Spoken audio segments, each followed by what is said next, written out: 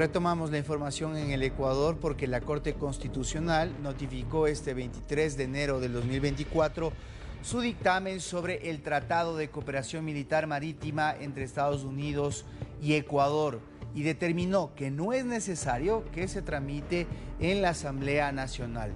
Por lo tanto, el tratado entraría en vigencia en los próximos días, después de que la Corte remitió el proceso a la Presidencia para que continúe con el trámite. Según explicó la canciller Gabriela Sommerfield, el presidente Daniel Noboa deberá emitir un decreto ejecutivo y después solicitar a la Cancillería el envío de una nota diplomática que notifique que se superó el procedimiento interno necesario en Ecuador.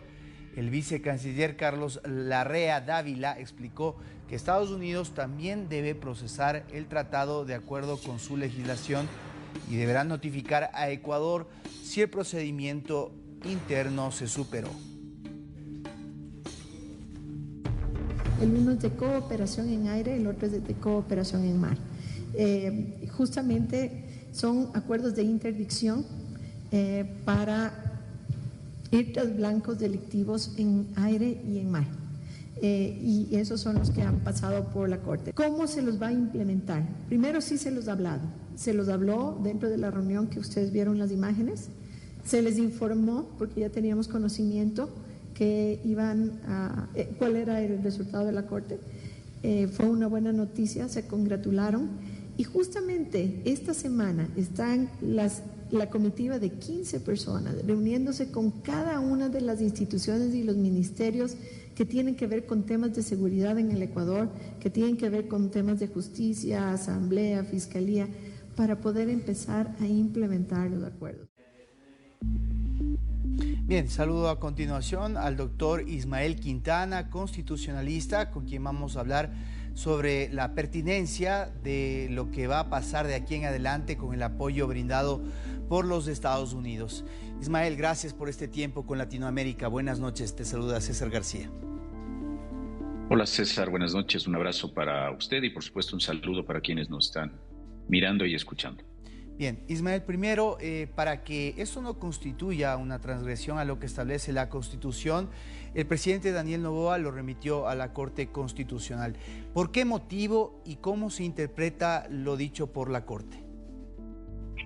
Bueno, esto es parte del procedimiento interno que deben seguir todos los tratados o los instrumentos internacionales que se suscriben por parte de Ecuador. Sabemos que hay un proceso previo de negociación en el ámbito del derecho internacional, pero para efectos de que pasen esos instrumentos a formar parte formalmente de nuestro ordenamiento jurídico, hay que atravesar varios requisitos. Uno de esos, en el caso de Ecuador, es que la Corte Constitucional pueda emitir un pronunciamiento previo para calificar la necesidad o no de que ese tratado que ya ha sido negociado y suscrito por el gobierno ecuatoriano requiera la aprobación legislativa. Y para eso la Corte hace una especie de checklist de una serie de materias que están determinadas en el artículo 419 de la Constitución para efectos, primero, insisto César, de aclararle al presidente si el tratado requiere o no aprobación legislativa.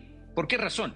Porque si el tratado no está dentro de las materias previstas en el 419 de la Constitución, la Corte va a decirnos, como ocurrido en este par de casos de los acuerdos con Estados Unidos, que el tratado no pasa por la Asamblea Nacional, sino que avanza directamente a su última etapa, que será ya la ratificación presidencial. Y eso es lo que ha ocurrido en este caso. La Corte son las condiciones básicas de esta negociación, pero hay que aclarar, no se trata, como se está diciendo, primero de cesión de soberanía, por ahí no va la cosa. De una invasión.